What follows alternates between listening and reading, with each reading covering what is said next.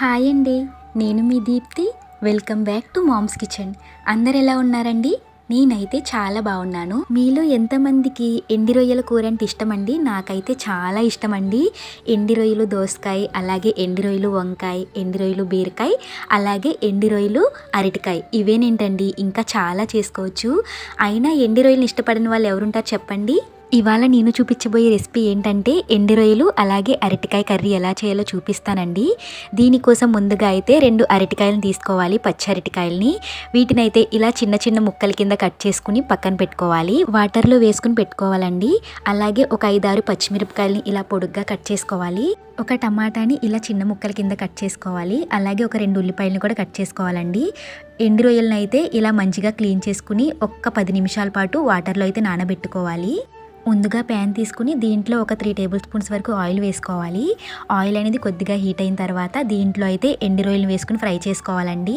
మరీ ఎక్కువగా కాదు, లైట్గా ఫ్రై చేసుకుని తీసేసిన తర్వాత అదే ప్యాన్లో ఇంకా కొంచెం ఆయిల్ వేసుకుని ఉల్లిపాయలు, పచ్చిమిరపకాయలు, అలాగే టమాటాలు కూడా వేసుకుని బాగా ఫ్రై చేసుకోవాలండి. మంటని లో ఫ్లేమ్లో పెట్టుకుని ఫ్రై చేసుకోవాలి.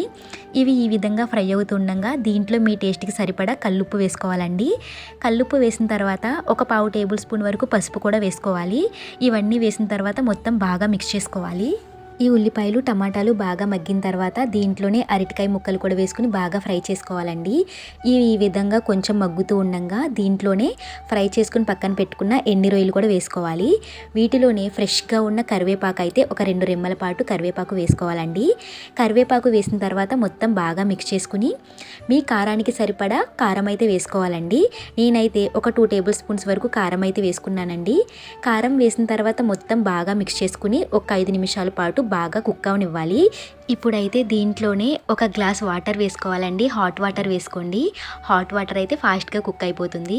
వాటర్ వేసిన తర్వాత మంటని హై ఫ్లేమ్లో పెట్టి ఒక 10 నిమిషాల పాటు బాగా కుక్ అవనిస్తే ఎండి రొయ్యలు అరటికాయ కర్రీ అయితే రెడీ అయిపోతుందండి. ఈ కర్రీ అయితే నాకు చాలా ఇష్టం అండి. మీరు కూడా కంపల్సరీగా ట్రై చేయండి. వేడి వేడి అన్నంలో కొద్దిగా కర్రీ వేసుకుని తింటే ఉంటుందండి, అబ్బా చాలా బాగుంటుంది. అన్నట్టు మీలో ఎంతమందికి ఎండి రొయ్యలు అంటే ఇష్టమో కమెంట్ చేయండి. ఇలాంటి మరిన్ని రెసిపీస్ కోసం మన ఛానల్ అయితే సబ్స్క్రైబ్ చేసుకోండి. మళ్ళీ కలుద్దాం. Bye bye.